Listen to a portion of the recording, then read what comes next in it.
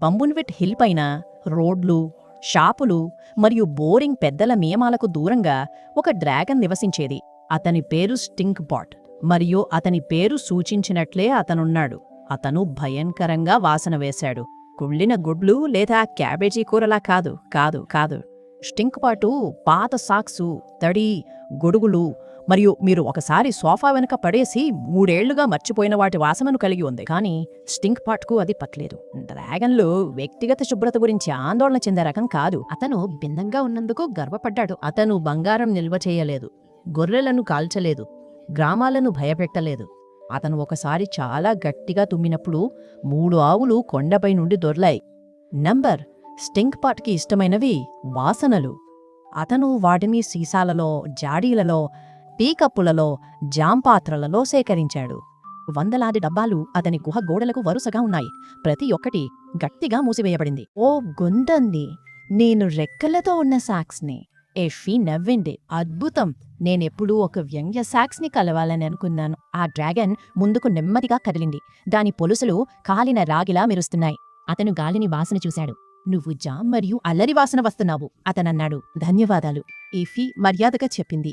నా పేరు ఎఫీ, నేను మీకు బహుమతి తెచ్చాను. ఆమె తన జేబులో నుండి ఒక చిన్న బాటిల్ తీసింది. లోపల ఒక గడ్డి గుంపు, 2 లేఖలు మరియు కనిపించని ఏదో ఒక సన్నని పోగు ఉన్నాయి. నేను వసంతకాలపు మొదటి రోజు వాసనను పట్టుకున్నాను, ఆమె చెప్పింది. ఇది నాకు ఇష్టమైనది.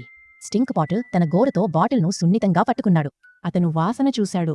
అతని కళ్ళు పెద్దవి అయ్యాయి. ఇంతకు ముందు ఎవరూ అతనికి వాసన ఇవ్వలేదు, ఒక్కసారి కూడా కాదు. నా సేకరణ చూడాలనుకుంటున్నారా? అతను అడిగాడు. అతని స్వరం అకస్మాత్తుగా ఆశతో నిండింది. ఎఫీ తల ఊపింది. అతను ఆమెను గుహ లోపలికి నడిపించాడు. అది చాలా పెద్దది, వెచ్చగా, హాయిగా. నిధి వాసన. ఒక్కసారిగా ఏది కాకుండా సీసాలు రంగురంగుల సైనికుల్లా అల్మారాలలో వరుసగా ఉన్నాయి. ఆమె లేబుళ్లను గట్టిగా చదివింది. కొత్త పుస్తకం లోపలి భాగం ముక్కుతూ నగళం. ప్యాన్కేక్లతో ఆదివారం ఉదయం. వారు రోజంతా సీసాలు వాసన చూస్తూ, నవ్వుతూ, కథలు చెప్పుకుంటూ గడిపారు. రోజురోజుకు ఎఫీ తిరిగొచ్చింది. ఆమె తన సొంత వాసనలను తెచ్చింది.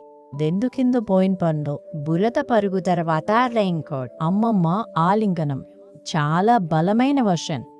వారు కలిసి ఒక కొత్త అల్మారాను నిర్మించారు.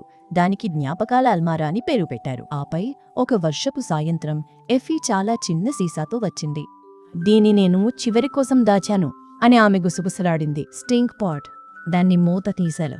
ఇది వెచ్చని టోస్ట్, దాల్చిన చెక్క, చెట్టు బెరడు, ఇంకా ఏదో వాసన వేసింది. ఏదో మృదువైనది, కొంచెం విచారంగా, చాలా అద్భుతంగా ఏదో. అది ఏమిటి? అతను అడిగాడు. ఎఫీ నవ్వింది.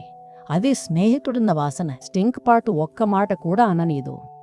అతను ఆ సీసాను అన్నిటికంటే పైన ఉన్న అరలో పెట్టాడు. మరియు ప్రతి రాత్రి నిద్రపోవడానికి ముందు అతను దానిని ఒక్కసారి మాత్రమే పీల్చి నవ్వాడు.